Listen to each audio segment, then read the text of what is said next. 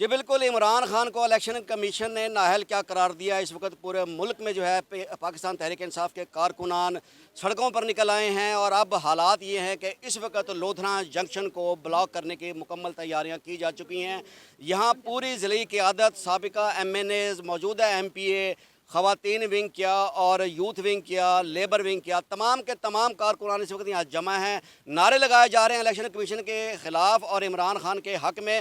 بات کریں گے ہمارے موجودہ ایم این اے پاکستان تحریک انصاف حلقہ این اے 161 لودھنا میاں محمد شفیق کرائیں صاحب سے کہ وہ آج کے فیصلے پر کیا کہتے ہیں. Election commission, election commission, election commission, election commission.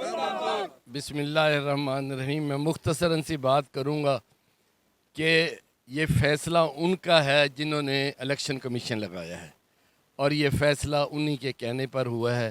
یہ ہمارے لیے کوئی نئی بات نہیں ہے.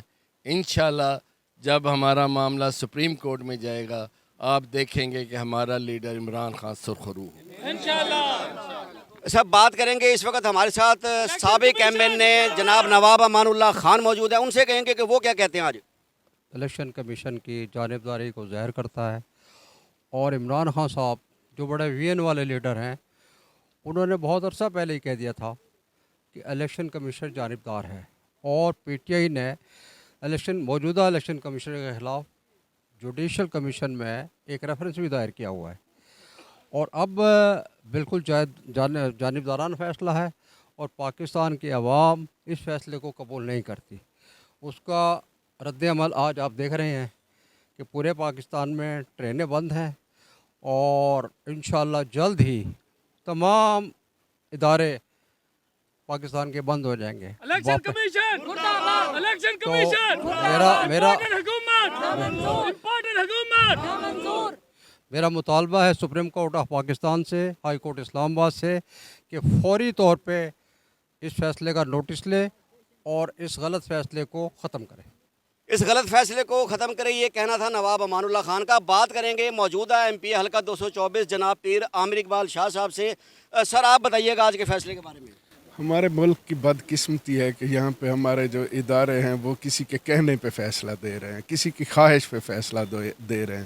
مجھے امید ہے ہمارے ملک کی عدالتیں آزاد ہیں، اور انشاءاللہ حق سچ پہ فیصلہ ہوگا. اور یہ فیصلہ جو جھوٹا فیصلہ جو کسی کے کہنے پہ دیا ہوا فیصلہ ہے وہ انشاءاللہ معطل ہوگا، اور عمران خان صاحب انشاءاللہ ایک دفعہ پھر سرخرو ہوں گے انشاءاللہ. یا میرا سوال یہ ہوگا کہ اب آپ لوگ اسٹیشن پہ جمع ہیں، پروگرام کیا ہے آپ کا اور کب تک احتجاج جاری رہے گا؟ جب تک ہماری پارٹی کی کوئی انسٹرکشن نہیں آ جاتی اس وقت تک یہ ٹرینیں بند رہیں گی.